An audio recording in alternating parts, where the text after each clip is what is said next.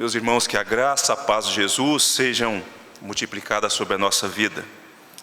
Minha gratidão ao nosso Deus, nosso Redentor, por esta oportunidade, estar com vocês neste tempo tão oportuno, do privilégio que temos, da alegria de prestar culto, embora seja o dever, também é uma alegria prestar culto ao nosso Redentor. Minha alegria por ser acolhido pelos meus irmãos, a reverenda Edilton e Jefferson, a quem eu tive o privilégio de conhecer recentemente na Conferência Fiel, e também a minha gratidão pelo Conselho ter anuído aí o nosso nome, para participar com vocês nesse tempo de adoração e também da exposição da Palavra de Deus.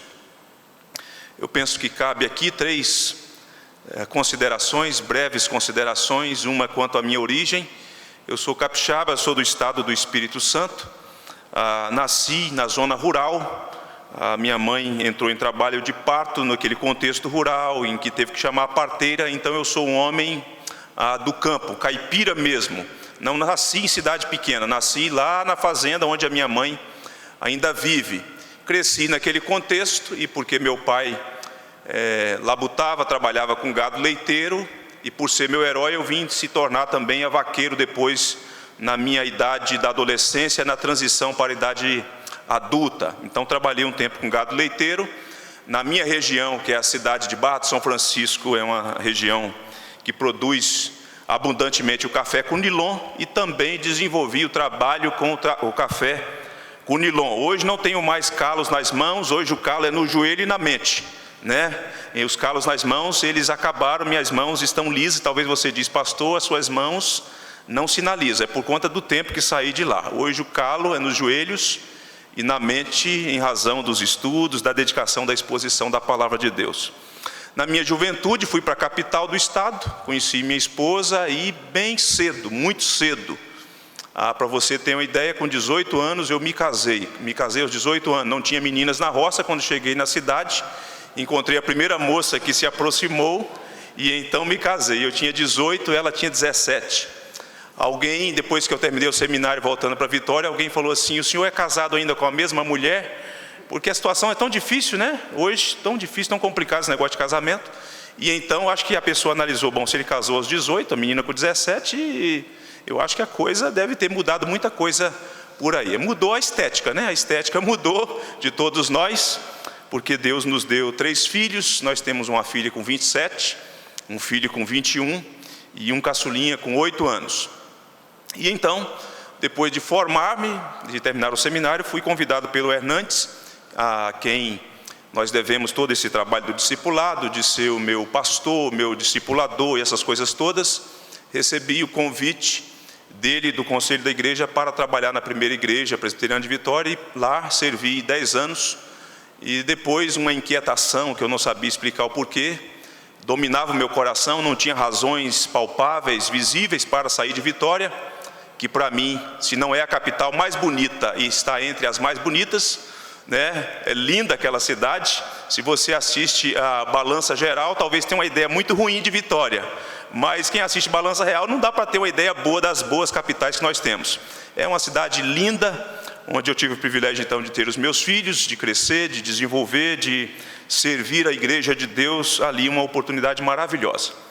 Mas, então, diante desse quadro, eu decidi sair em 2017, e em dezembro de 2017 eu cheguei nessa terra, uma cidade maravilhosa também, que eu tenho aprendido a amar e tenho gostado muito dessa cidade, o que tem amenizado a transição durante esse tempo, né? Sair de uma cidade litorânea para estar no coração do cerrado não é uma coisa fácil. Vocês já estão mais acostumados, mas mesmo assim eu escuto que vocês ainda sentem, né?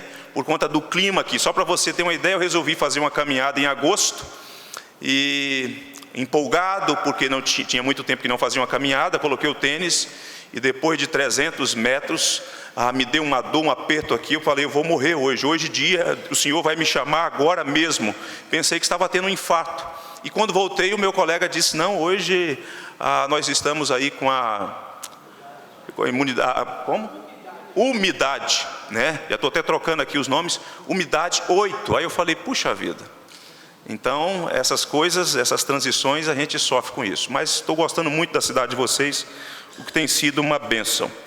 Eu deveria estar com vocês de manhã, e como o reverendo Jefferson disse, o meu filho, há mais ou menos quase 4 anos, chegou uma moça na igreja, essa moça se converteu ao Senhor Jesus, eu acompanhei os primeiros passos dela, uma princesa, não só por conta da estética, mas por conta das virtudes, sobretudo por conta daquilo que o Evangelho fez no coração dela. E meu filho então disse: pai, estou conversando com a Júlia e orando a Deus para começar um namoro. E eles então começaram esse namoro, a primeira namoradinha dele e o primeiro namorado dela. Mas aproximadamente há uns 60 dias, talvez hoje, 60 dias, ela foi diagnosticada com a leucemia e começou o tratamento, e nós estávamos esperançosos por alguns fatores, aquelas esperanças, falsas esperanças que nós geramos. Mas o noivo da Júlia tinha outros planos, nós tínhamos uma agenda e Deus tinha outros planos.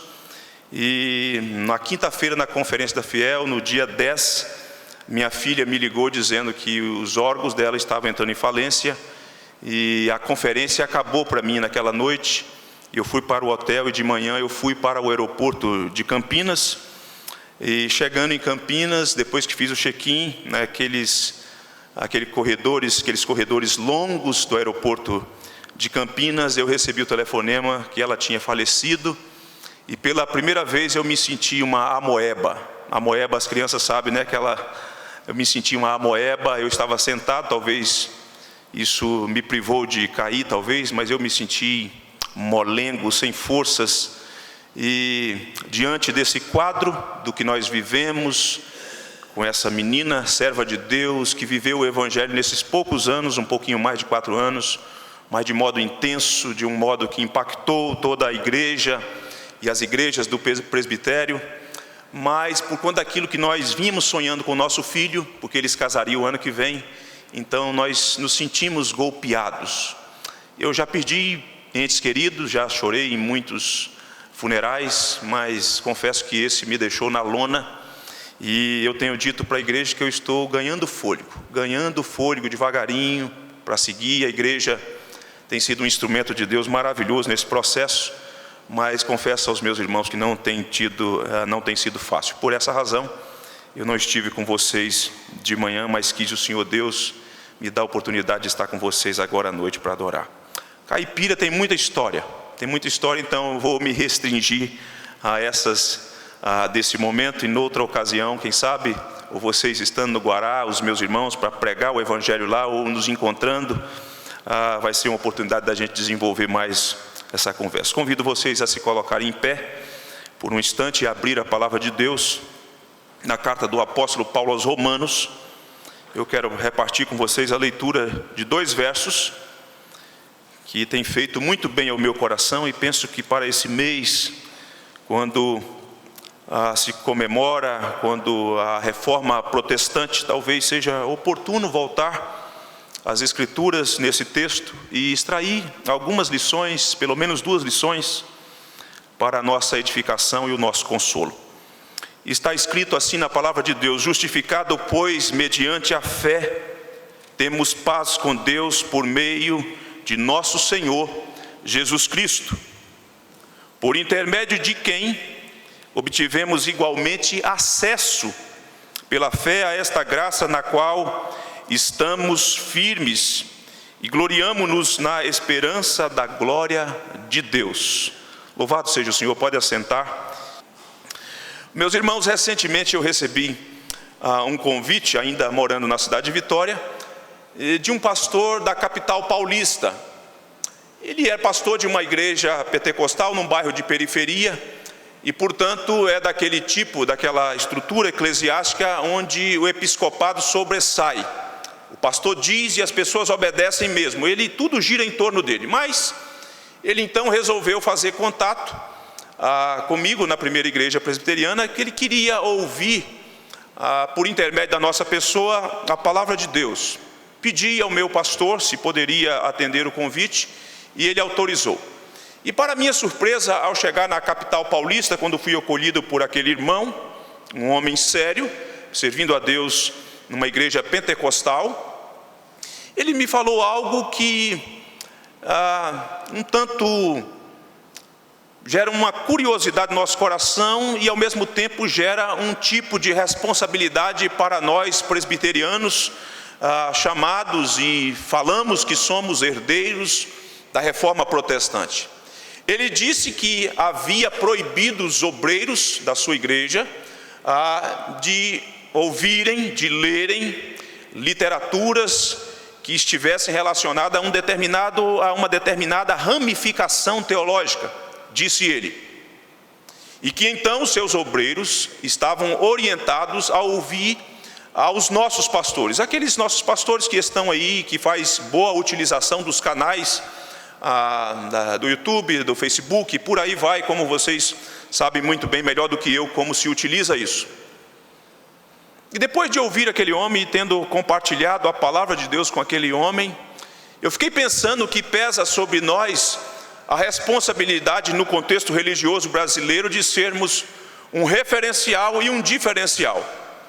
De certo modo, portanto, as pessoas, irmãos nossos, que por muitos anos desconheciam a teologia reformada, passam nesse contexto já há algum tempo, mas nesses últimos anos, de modo mais particular, a descobrir, a tomar conhecimento daquilo que há algum tempo para nós era algo familiar, corriqueiro no nosso meio, pelo menos se pensa que era já comum a todos nós.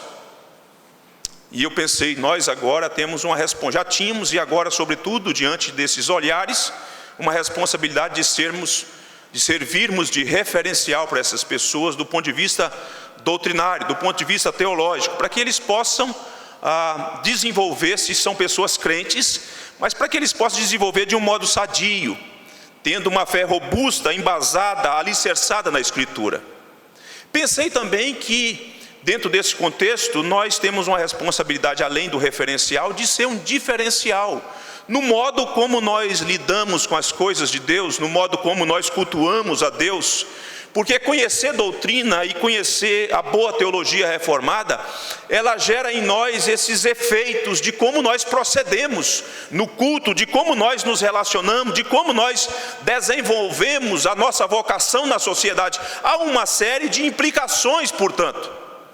Então, pense bem, nessa conversa que tive com este irmão, nós precisamos atentar para o fato de que nesse contexto religioso brasileiro, nós já somos um referencial para eles, mas também precisamos servir de um diferencial, de como nós então conduzimos a nossa vida a partir dessas verdades, que ao mesmo tempo que traz paz para o nosso coração, que traz deleite para a nossa alma, no mesmo instante ou na mesma pista, na mesma via, traz também sobre nós uma responsabilidade como nós lidamos com essas questões. E eu fico pensando, porque não é incomum, nós encontramos aqui, ali e acolá, que os nossos estão fazendo um caminho inverso. Se por um lado os nossos irmãos que estão descobrindo, que estão tendo bom contato com a teologia reformada e que ficam extasiados, que ficam maravilhados com aquilo que por algum tempo eles foram privados ou foi só negado a eles essas verdades, de modo paradoxal, alguns dos nossos têm feito um caminho contrário, têm voltado, têm regredido, irmãos. Que coisa lamentável. Lamentável.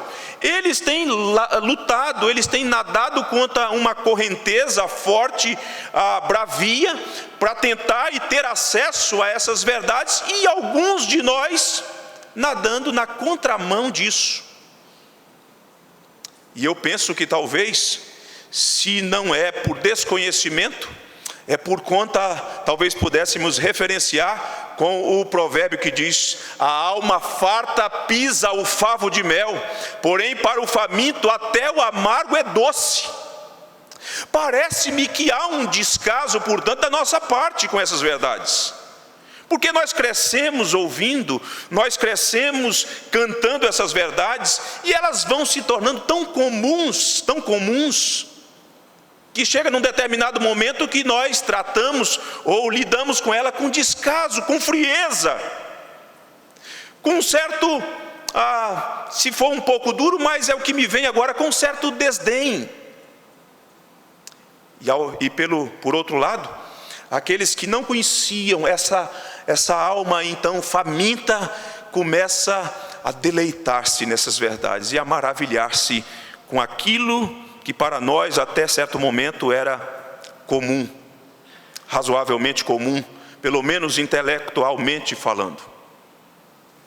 Mas é a partir do monge agostiniano Martinho Lutero, com boa formação teológica, bem treinado do ponto de vista intelectual, um homem culto, e que lidando com as coisas de Deus, e que tendo a sua vida religiosa, e entretanto, ele ainda não havia experimentado paz em sua alma.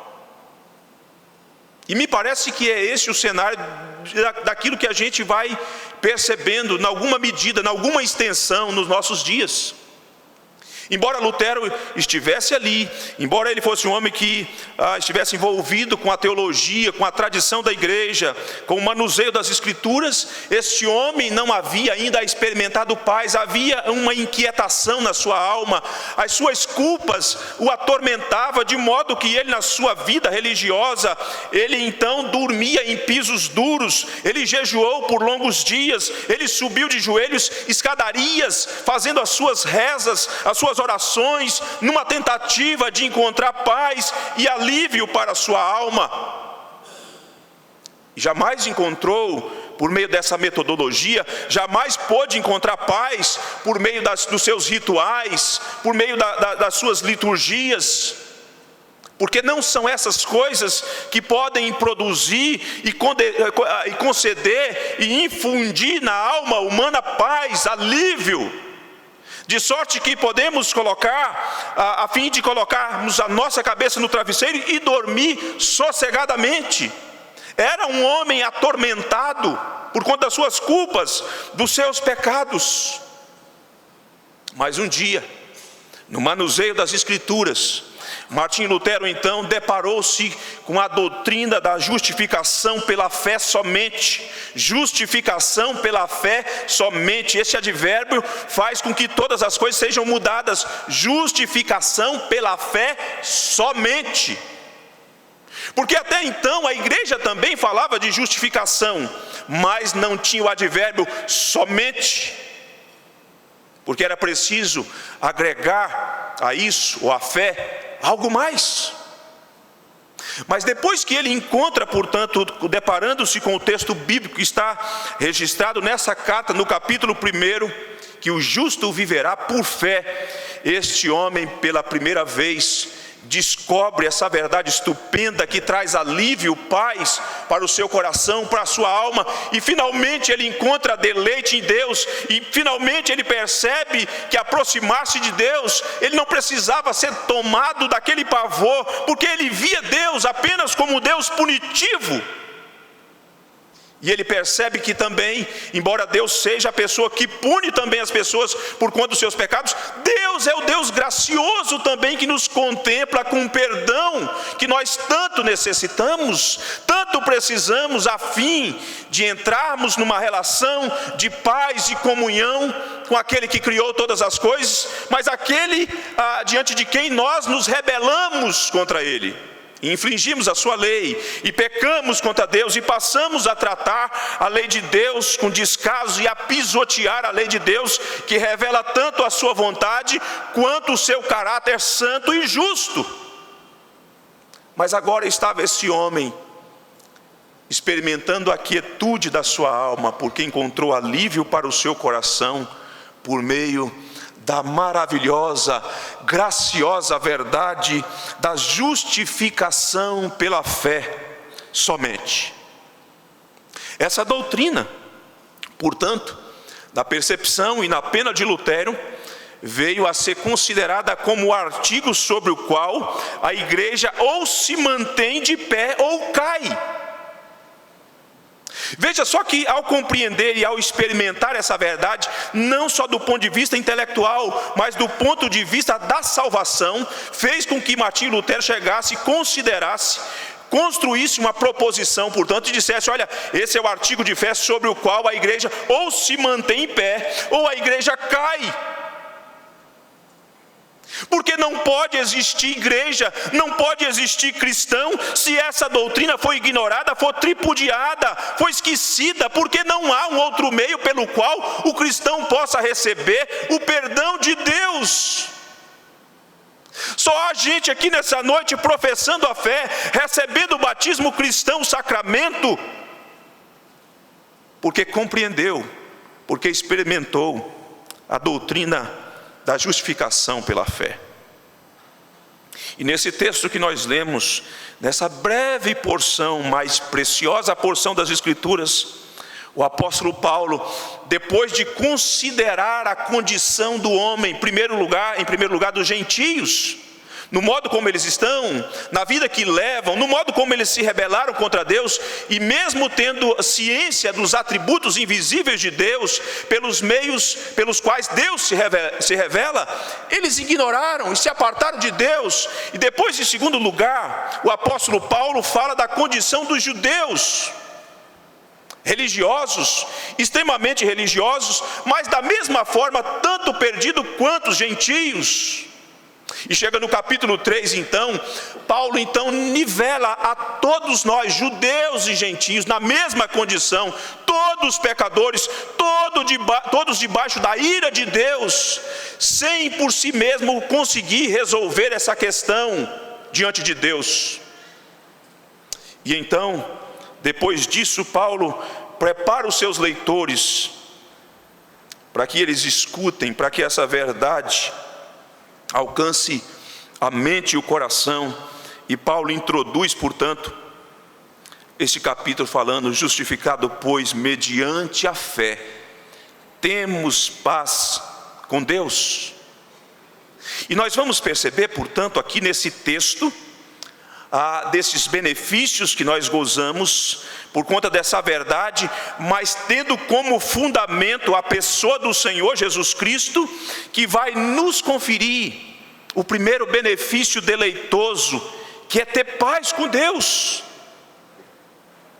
Porque se nós notarmos, somente Deus, e é importante você entender isso, que a iniciativa, desde o início, desde que houve a queda do homem, parte de Deus, é uma ação dos céus direto para a terra, não é uma ação da terra para os céus, uma tentativa humana, não é um esforço humano que promove ou que faz com que nós experimentemos a justificação pela fé, mas uma ação de Deus em direção a nós, na pessoa bendita do seu Filho Jesus, para reverter a nossa condição, para reverter o nosso quadro, para mudar a nossa sorte. Portanto, Deus tomou a iniciativa em enviar Jesus Cristo.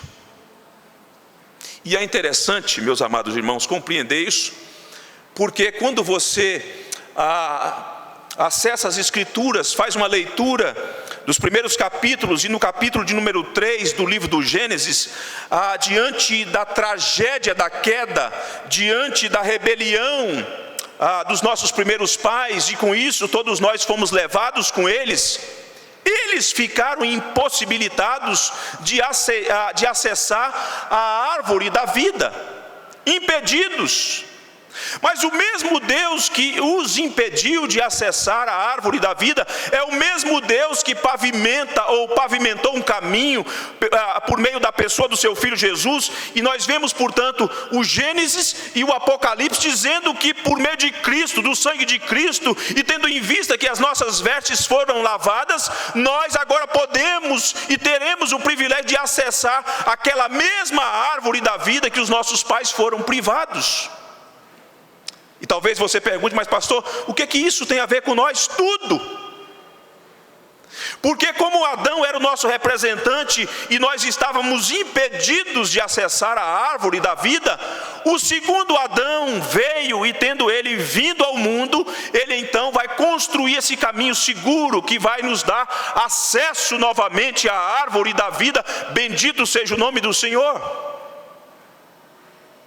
É a ação de Deus, é o movimento de Deus, é a graça de Deus operando na história o tempo todo, para que pudéssemos usufruir daquilo que nós perdemos por conta da desobediência dos nossos primeiros pais.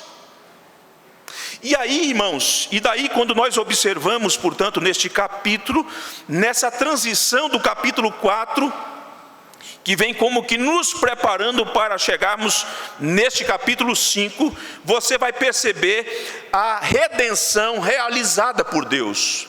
Dentro da iniciativa de Deus, dentro daquilo que Deus prometeu, do modo como Ele faria, não haveria outro modo, não haveria outro meio. Você vai perceber a importância, portanto, do nosso amado Salvador Jesus Cristo, como sendo o fundamento, a base, para que no exercício da fé, nós fôssemos justificados e usufruíssemos, portanto, daquilo que nós perdemos.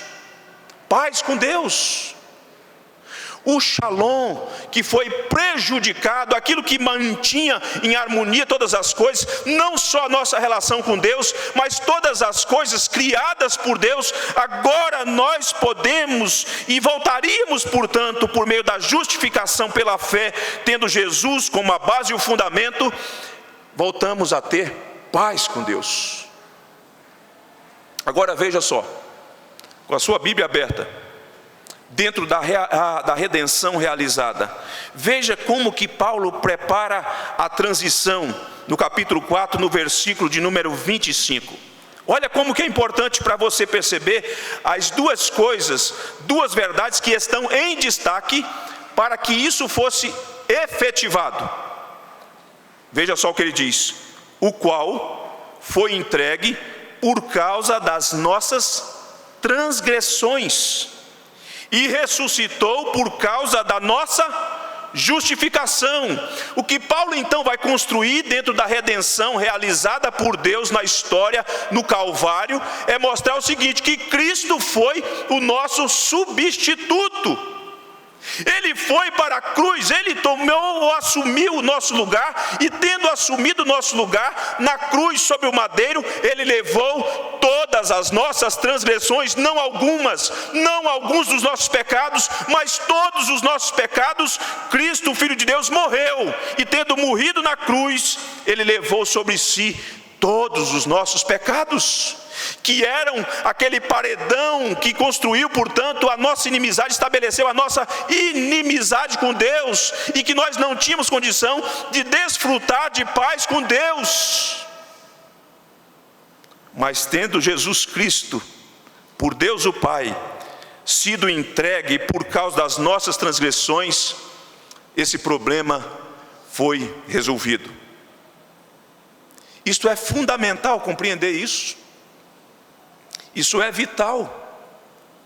Agora, não basta você considerar apenas dentro daquilo que Deus fez em Cristo, a morte de Cristo. Isso é fundamental, importante, mas é igualmente importante a ressurreição. Se por um lado Cristo morre em nosso lugar, e Ele, portanto, cumpre e quita a nossa dívida diante de Deus, as reivindicações que a lei de Deus, a santa lei de Deus fazia, e da justiça de Deus que reivindicava que o infrator deveria ser punido.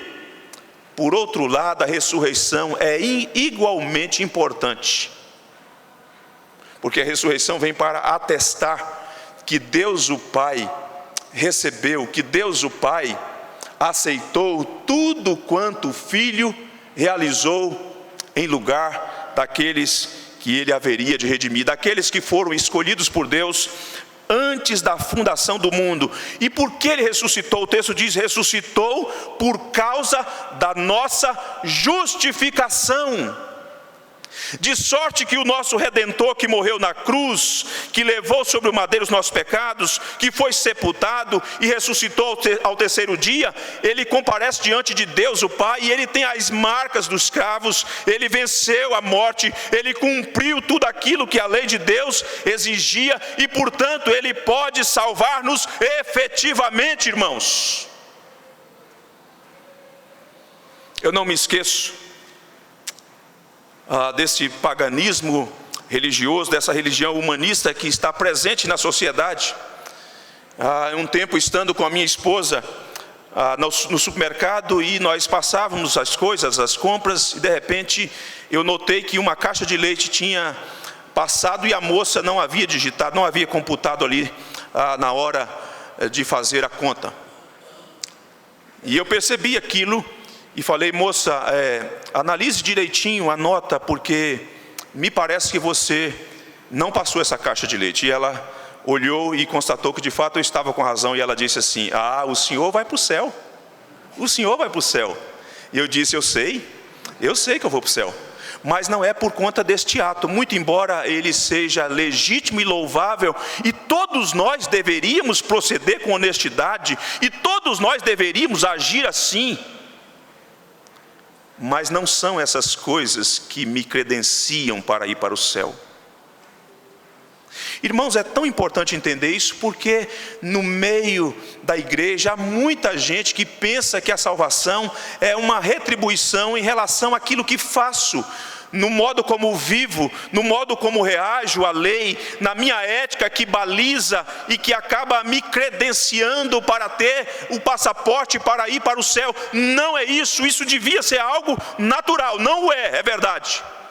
Mas por outro lado, não são essas práticas, não são essas virtudes, digamos assim, não são essas obras, mas o que Cristo fez. É o fato que Cristo morreu na cruz e levou as nossas transgressões, é o fato que Cristo ressuscitou para a nossa justificação, e uma vez que nós cremos nessa verdade, conforme diz o texto, justificado, pois, mediante a fé, temos paz com Deus. Não é porque eu constatei que a caixa de leite não tinha sido paga, mas lamentavelmente, há muitos de nós que temos esse conjunto, essa vestimenta ainda do paganismo, e comparecemos aos domingos, aos nossos cultos, ao culto solene, aos estudos bíblicos, mas ainda há esses resquícios dessa religião humanista, dessa religião que reivindica para si algum mérito, alguma virtude. Nós não conseguimos de pensar, ou não admitimos até certo ponto, que não há participação nossa na redenção. Mas é exatamente isso que acontece. E é por causa do que aconteceu efetivamente nesta obra realizada por Deus, na pessoa bendita de Jesus, em que nós então recebemos o gracioso perdão de Deus. É por isso,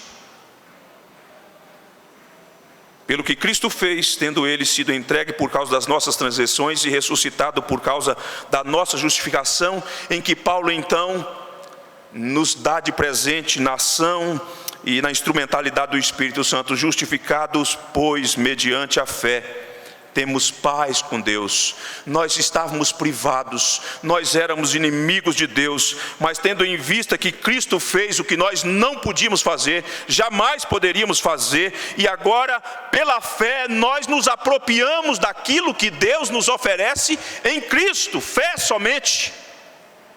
Fé somente. E eu penso que das muitas verdades que nós encontramos, dos muitos textos que nós deparamos nas Escrituras, há uma parábola registrada por Lucas, um conjunto de parábolas numa sequência, que eu penso que ilustra muito bem isso. A parábola de Lucas, do capítulo 18. Nós temos logo no início do capítulo 18 uma parábola que fala da oração perseverante. E logo a seguir, o Senhor Jesus conta uma segunda parábola. Ele fala que 2 homens subiram ao templo para orar, um fariseu e um publicano. O fariseu orava de si para si, dizendo e olhando para o publicano com desprezo. Ele dizia que ele não era como aquele homem, a escória. Que ele orava, que ele jejuava, que ele fazia isso, fazia aquilo outro, e ele então estriba a sua vida religiosa, ou pensando que o favor de Deus, e no meu entendimento aquela parábola está ensinando sobre justificação também, no meu entendimento, E ele então, dentro daquela colocação que envolve a sua vida ética, que envolve a sua vida religiosa, ele pensa que são aqueles atributos e aquelas práticas que conferem a ele o direito de receber o perdão de Deus, porque afinal ele é diferente dos outros, desse publicano então. E de repente o publicano não ousava, diz o texto, olhar para os céus, e batia no peito e dizia: ser propício a mim, pecador. Ser propício a mim, pecador. Não olhar para os céus era perceber a sua indignidade. Bater no peito era como demonstrar a sua fragilidade, a sua situação miserável, de pobreza diante de Deus, de indignidade diante de Deus. E o Senhor Jesus então vai dizer: olha, quem desceu justificado não foi aquele que apoiava a sua fé nas suas práticas, na sua ética, na sua moralidade, mas foi aquele outro que reconheceu diante de Deus ser pecador. E lá no grego inclusive aparece o artigo definido: o pecador, ser propício a mim, o pecador. Porque estar diante de Deus não nos dá a condição de ficar olhando para o pecado do outro que está ao nosso lado. Nós olhamos para nós mesmos, nós olhamos para dentro de nós, e o que encontramos é a nossa situação miserável de pecador. E o que fazer diante disso, diante de Deus santo, justo, a não ser implorar: ser propício a mim, pecador, Senhor. E o que nós vemos naquela verdade, naquela súplica, naquela forma humilde que aquele homem se porta diante de Deus, é o exercício da instrumentalidade da fé, que nós vemos aqui também no texto de Paulo aos Romanos. Porque se por um lado ele vai dizer que essa verdade nos presenteia com benefício, ele vai dizer que a instrumentalidade, a mão com a qual nós nos apropriamos dessa verdade do perdão de Deus, é a fé, e somente a fé. Não é a nossa moralidade, não é a nossa ética, não são os nossos ritos, não é a nossa liturgia, não é nem mesmo a sua profissão de fé, é a fé em Jesus e no que Jesus fez. Em exercitando assim, em se apropriando dessa verdade, em se agarrando a ela, diz o texto que nós somos então justificados e passamos a gozar de paz com Deus. De paz com Deus. A barreira, a muralha é demolida e existencialmente nós então gozamos desse privilégio de paz com Deus. Isso é tão importante.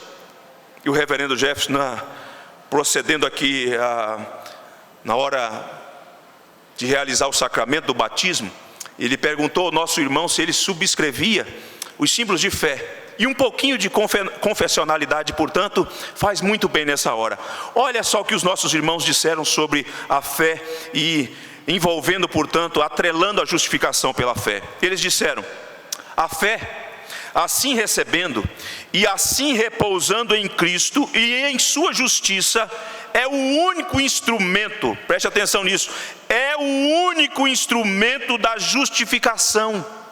O que os nossos irmãos então fizeram quando eles estabeleceram e construíram essa verdade teológica a partir das Escrituras?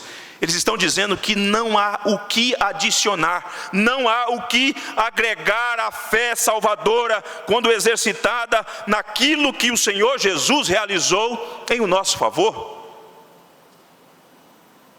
De sorte que nessa verdade, o que nós precisamos compreender, portanto, que é uma transferência da justiça de Cristo em nossa conta.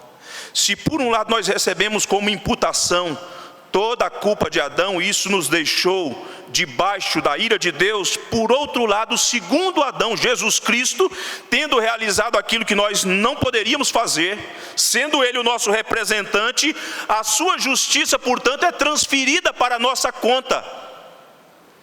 E aí o que acontece com isso, quando nós exercitamos a fé no que Cristo fez, não é que você a partir de então vai ser declarado inocente, isso é um equívoco, mas você vai ser declarado justo por conta da justiça de Cristo. Eu digo isso porque recentemente eu ouvia um pregador, aliás, até do nosso meio, e ele dizia o seguinte, que quando nós somos justificados, Deus nos declara inocentes. Não. Nós não somos inocentes. Nós somos declarados justos. Quem é da área do direito sabe muito bem que há uma diferença muito grande. E a declaração de sermos, portanto, justos agora, decorre não de nós mesmos, não do que fizemos ou deixamos de fazer, mas daquilo que Cristo realizou, e daquilo que Cristo, portanto, imputou a nós, a sua justiça depositada em nossa conta, e uma vez recebido, portanto, pela fé, nós agora somos declarados por Deus justos e justificados por conta do Senhor Jesus Cristo. E note o texto. Se a fé é importante nisso, Cristo é o fundamento.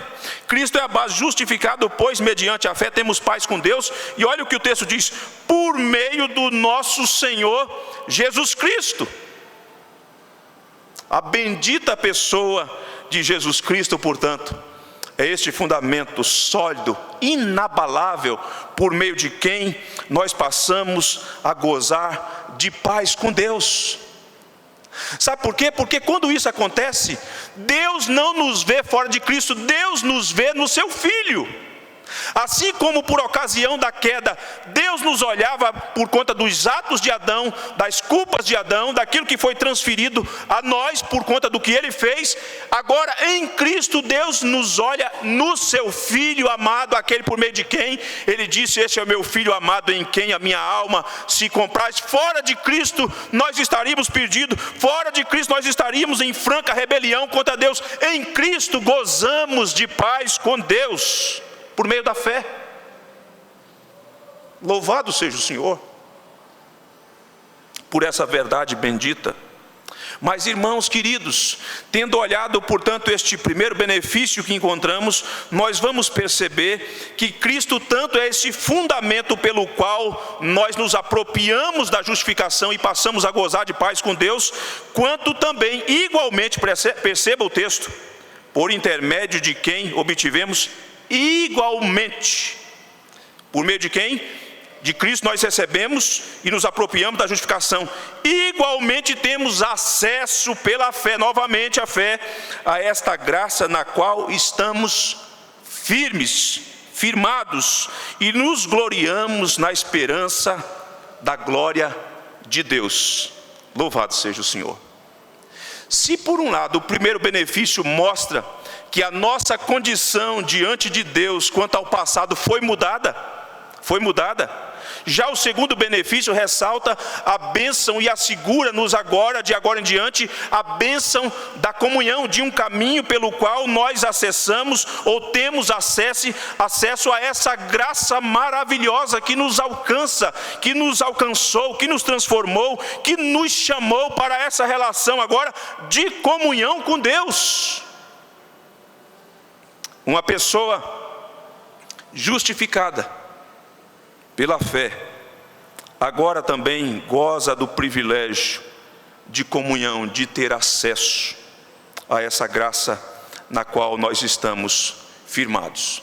Compreender isso, essa ideia de acesso, é algo maravilhoso. E eu penso que há um texto do Antigo Testamento, no livro de Esther, que nos ajuda, que acaba de alguma forma exemplificando essa ideia, só para você perceber como nós estávamos privados. Vá ao livro de Esther, no capítulo 4, por gentileza, e me acompanhe na leitura do verso de número 8 ao verso de número 11.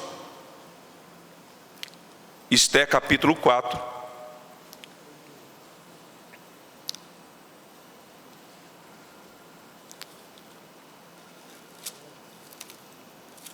Deixe-me acessar aqui o endereço certinho.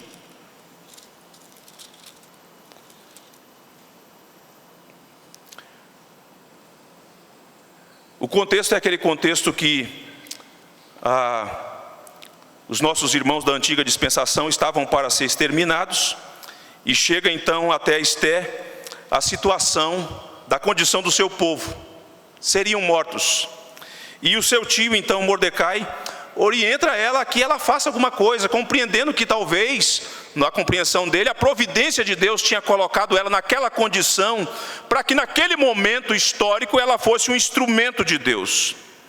E ela então, tendo escutado aquilo, tendo como proceder, como ter acesso ao rei, não podia se aproximar do rei sem que fosse convidado, sem que esse caminho fosse franqueado. E ela então, diante daquela situação, no primeiro momento parecendo-se relutar diante daquilo, no segundo momento ela se rende e ela então vai proceder assim. Mas o que chama a atenção é que no versículo de número 11, diz assim o texto: todos os servos do rei e o povo das províncias do rei sabem que, para qualquer homem ou mulher que sem ser chamado entrar no pátio interior para avistar-se com o rei, não há senão uma sentença, a de morte, salvo se o rei estender para ele o cetro de ouro, para que viva. E eu nestes 30 dias não fui chamada para entrar à presença do rei. Acessibilidade ao rei. Ela tem a consciência que comparecer ali, que ter acesso ao rei, é algo que podia culminar com a morte, sem que ela, portanto, recebesse essa sinalização de favor, de graça. E ela então convoca o seu tio e pede para que os irmãos orem por esta causa, e finalmente ela se aproxima do rei. No final do capítulo nós vamos perceber isso. E quando nós adentramos ao capítulo 5, no versículo 1 e 3, diz assim: ao terceiro dia Ester se aprontou com seus trajes reais e se pôs no pátio interior da casa do rei, defronte da residência do rei, e o rei estava sentado no seu trono real, fronteiro à porta da residência. Quando o rei viu a rainha Ester parada no pátio, alcançou ela, preste atenção nisso, alcançou ela a favor perante ele, estendeu o rei para Ester o seu cetro de ouro que tinha na mão, e Ester se achegou e tocou a ponta do cetro. Então lhe disse o rei: que é o que tens, minha rainha Ester? Ou qual é a tua petição? Até metade do reino se te dará, diz a palavra de Deus. O que nós percebemos, e eu penso, irmãos, que este texto da antiga dispensação, do Antigo Testamento, lança luz, é que essa mulher tem consciência que ela não tem acesso ao rei, ela não pode se aproximar do rei. Não é assim que funciona, tem todo um critério, tem todo um rito para que isso aconteça. E aproximar, ela precisava ter essa sinalização do favor do rei, como que autorizando para que ela se aproxime. E o que nós aprendemos com isso? Que nessa carta fabulosa do apóstolo Paulo, nessa porção maravilhosa, o texto vai dizer que assim como por meio do Senhor Jesus Cristo, igualmente por meio do Senhor Jesus Cristo, nós temos acesso. Já há uma sinalização do favor de Deus para que nos acheguemos a Deus sem medo, sem receio, porque na pessoa de Cristo Ele já sinalizou, o caminho já foi pavimentado, o véu já rasgou-se de alto a baixo, e todos aqueles então no exercício da fé, tendo a compreensão daquilo que Cristo fez, podem acessar a essa graça pela qual nós estamos firmes e bem firmados. Isso é maravilhoso, isso é algo deleitoso, isso traz quietude para o meu coração teimoso e pecador, visto que Cristo, portanto, é a sinalização do próprio Deus, por conta daquilo que Ele fez, nos dando, portanto, acesso, assim como Ele nos dá a bênção de termos paz com Deus por meio de Cristo, nós temos igualmente acesso. Que coisa maravilhosa, preciosa. O escritor aos Hebreus vai dizer que, tendo em vista que Cristo é o nosso grande sumo sacerdote, o Filho de Deus, nós agora podemos nos achegar ao trono da graça de Deus para recebermos misericórdia e acharmos graça para a ocasião oportuna. Se por um lado nós somos beneficiados com a paz, com Deus, por outro lado nós somos agraciados também com acesso, acessibilidade ao Senhor Deus, a essa graça maravilhosa que nos alcança e nos dá firmeza e convicção de que nós agora estamos em comunhão com Deus, nós fomos reconciliados com Deus, que não pesa mais contra nós a condenação. Essa verdade, portanto, que maravilhou os nossos irmãos do passado, que trouxe alívio para a alma culpada e sofrida diante de tantas coisas, de tantas mazelas, parece-me que às vezes ela é de certo modo esquecida, e se não é esquecida intelectualmente falando, ela no mínimo é negligenciada, ela no mínimo é sonegada a nós mesmos. A nós mesmos. Porque não passamos mais a nos deleitarmos nela, a percebermos a importância daquilo que está sendo dito, daquilo que está ecoando com força, que alcança na nossa mente, é verdade, mas também o nosso coração, a fim de que aprendamos a descansar e a repousar sossegadamente em o nosso amado Redentor, Jesus Cristo. Por conta do que Ele fez, por conta do que Ele realizou, de uma vez definitivamente, de uma vez por todas. Eu confesso a vocês que no meu primeiro momento da minha decisão pelo Senhor Jesus Cristo, e não tendo tido conhecimento e ninguém para sentar comigo e me explicar, me dar instruções bíblicas sobre as verdades da graça, e eu tive a minha trajetória, um longo caminho durante algum tempo, em que, em alguma medida, eu me encontrava com dúvidas terríveis, oscilantes, por não compreender, por não fazer esse casamento, por não perceber a conexão do que Deus havia feito por mim, na pessoa bendita do seu Filho Jesus.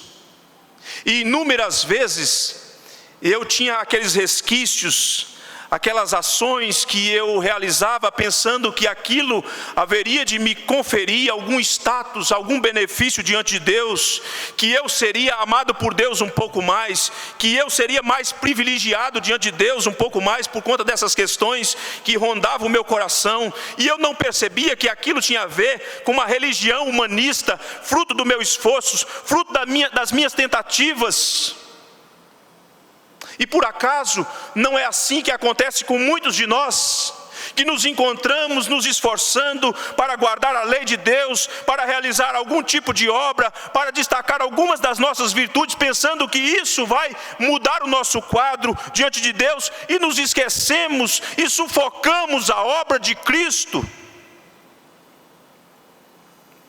E aí chega num dia como esse, e Deus traz a nossa memória de novo, para não nos esquecermos, para que essas verdades não fiquem no esquecimento, mas para que elas novamente venham e tragam alento para o nosso coração sofrido, pecador.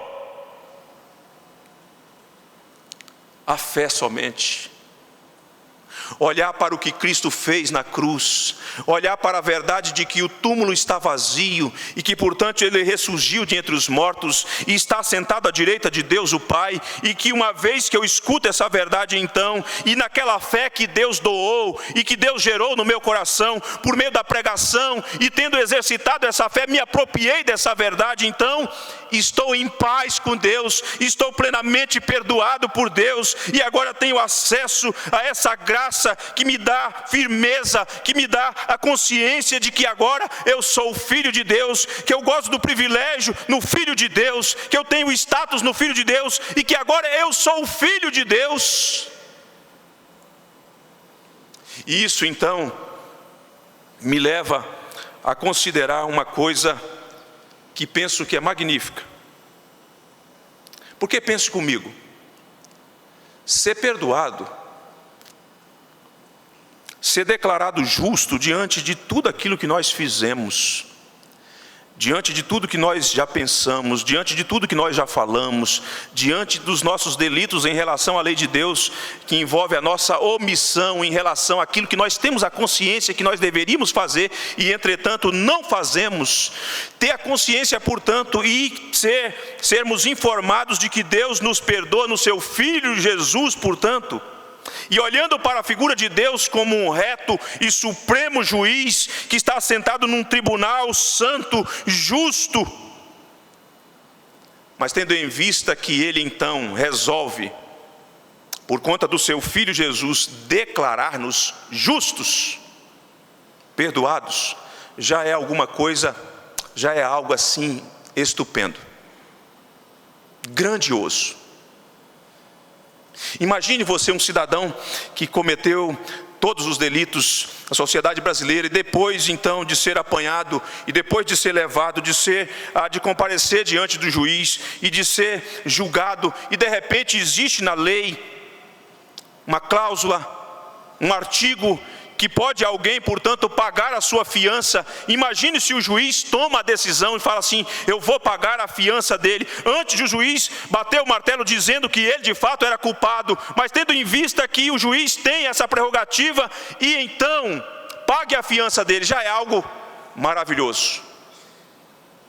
Agora imagine se o juiz, além de fazer isso, olha para aquele sujeito delinquente, violento, pecador, e tendo conhecimento da sua história, o juiz diz assim: eu vou te adotar a partir de hoje como um filho. Não só as suas pendências em relação à lei estão quitadas, de modo legal, na lei não foi burlada, foi de modo legal, de modo legítimo. E a partir de hoje, visto que você estava só neste mundo, sem ninguém para lhe acudir, sem ninguém para cuidar de você, sem ninguém para lhe conferir aquilo que você não teve por muito tempo, eu quero adotar você como filho. Além de quitar a sua dívida, além de pagar a sua fiança, você será acolhido como filho, você vai gozar de todos os privilégios, você será de fato meu filho, com todos os privilégios, com todos os status. É isso que Deus, e muito mais que Deus fez para conosco, irmãos. Em Cristo, Deus despejou a sua ira. Em Cristo, Deus manifestou a sua justiça. Em Cristo, Deus desamparou Cristo na cruz para que nós fôssemos justificados, perdoados. Isso já é algo extraordinário. Mas Deus decidiu fazer algo mais. Porque tendo em vista que Deus nos justifica em seu Filho, a Bíblia diz que Deus nos adota em seu Filho. E nós que estávamos separados, portanto, e nós que estávamos privados, e nós que estávamos debaixo da sentença de Deus, éramos filhos da ira de Deus, agora além de perdoados, somos filhos de Deus. E Deus, a partir de então, nos doou o Espírito do seu Filho, que nos habilita a chegar-se diante de Deus, ou nos achegarmos adiante de Deus, e chamá-lo de Abba Pai. Abba Pai. Antes nós tínhamos o espírito do nosso primeiro pai, que gerava medo, que levou-nos para o esconderijo, para distante de Deus, para o caminho da alienação em relação a Deus. Mas de repente as coisas se invertem por conta do que Deus fez, e agora nós não temos mais o espírito de medo, nós temos o espírito que faz com que tenhamos a consciência de nos achegarmos a Deus o Pai e chamá-lo de Abba Pai. Como que isso aconteceu? Por conta do que Cristo fez. Na cruz, Ele foi o nosso substituto. Na cruz, Ele levou todas as nossas transgressões. Tendo sido sepultado, ele ressuscitou para a nossa justificação. E agora, por meio da fé, tendo a consciência dessa verdade do que Deus realizou, nós passamos a ter paz com Deus. Nós temos livre acesso a Deus. Nós estamos firmados nessa graça que nos encontra, que nos alcança, que nos transforma. E agora nos dá uma perspectiva quanto ao futuro. E daí, eu considero 3 implicações dessa verdade gloriosa. No que diz respeito ao passado, nós não estamos mais debaixo da condenação. O que cabe a nós, o que nos é dado agora, é aquela voz que vem e que nós encontramos nessa mesma carta, no capítulo 8, que diz assim: agora, pois, nenhuma condenação há para aqueles que estão em Cristo Jesus. Você não precisa ter pavor do passado.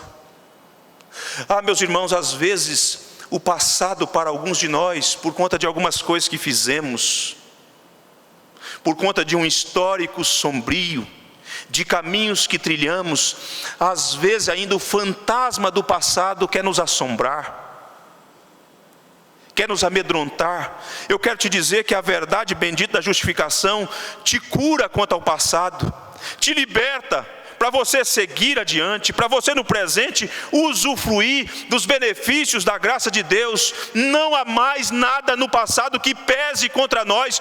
Cristo pagou a nossa dívida definitivamente. Mas a justificação também tem uma implicação quanto ao futuro. Nós já usufruímos hoje, irmãos. Algumas expressões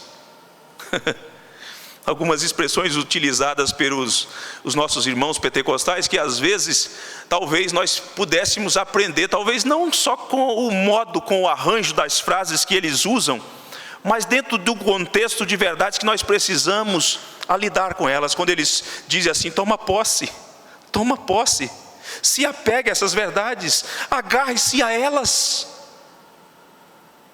O problema nosso às vezes é que nós intelectualmente somos muito bem formados, temos um nível no que diz respeito à teologia, ao conhecimento bíblico que nos distingue de muitos no contexto brasileiro, mas vivenciar, usufruir dessa verdade do amor de Deus, que já é algo presente, vivencial, da nossa existência agora, às vezes muitos de nós não vivenciamos isso. E somos como pessoas que estão diante do banquete, mas não conseguem acessar para comer aquela comida farta, aquele banquete maravilhoso em que Deus nos oferece. O texto não diz que nós vamos ter paz com Deus. O texto diz que nós já temos paz com Deus. Não somos mais inimigos de Deus. Já temos livre acesso à graça de Deus. É para agora. É para este momento. Há um texto do evangelista João, na sua primeira carta, no capítulo 8, que eu acho magnífica, nessa porção da Escritura, quando ele então diz assim: vede que grande amor nos tem concedido o Pai, a ponto de sermos chamados filhos de Deus. E ele diz: e de fato somos filhos de Deus. Por essa razão o mundo não nos conhece, porquanto não o conheceu a Ele mesmo. Amados, ele volta a falar do tema: amados, agora somos filhos de Deus, não seremos, somos filhos de Deus. E ainda não se manifestou o que haveremos de ser. Sabemos que quando Ele se manifestar, seremos semelhante a Ele, porque haveremos de vê-lo como Ele é. Se por um lado eu não sou aquilo que serei na glória, por outro lado eu não sou mais quem eu era. Eu agora sou filho de Deus. E preciso viver nessa dimensão e do status que essa verdade me confere em Cristo. Mas a implicação dessa verdade ainda, ela tem uma implicação quanto ao futuro, porque nós estamos firmes. Diz aí o texto, vamos voltar ao texto de Paulo aos Romanos, quando ele diz então, no finalzinho do versículo 2, ele diz assim: a esta graça na qual estamos firmes e gloriamos-nos na esperança da glória de Deus. Quanto ao passado, tudo está resolvido. Quanto ao presente, aprendamos a usufruir dos benefícios da graça. Quanto ao futuro, tudo está assegurado a nós. O passaporte, digamos assim, metaforicamente falando, já nos foi carimbado pelo sangue de Cristo. O futuro nosso com Deus não é uma possibilidade, é uma realidade assegurada já. E eu posso ter essa verdade bem firmada, bem alojada no meu coração. Ah, queridos irmãos, quando olharmos para essa verdade, lembre-se que é ela que traz paz, que é ela que traz deleite para o nosso coração teimoso, pecador, arredio. Quando olharmos para essa verdade, lembre-se que no presente, no momento, existencialmente, no exercício da fé, você já deve, você pode usufruir desses benefícios maravilhosos. Você já é filho de Deus. Lembre-se, quanto ao futuro, tudo está assegurado. Nós temos uma viva esperança que foi derramada em nosso coração. E nada, nem ninguém pode nos tirar disso.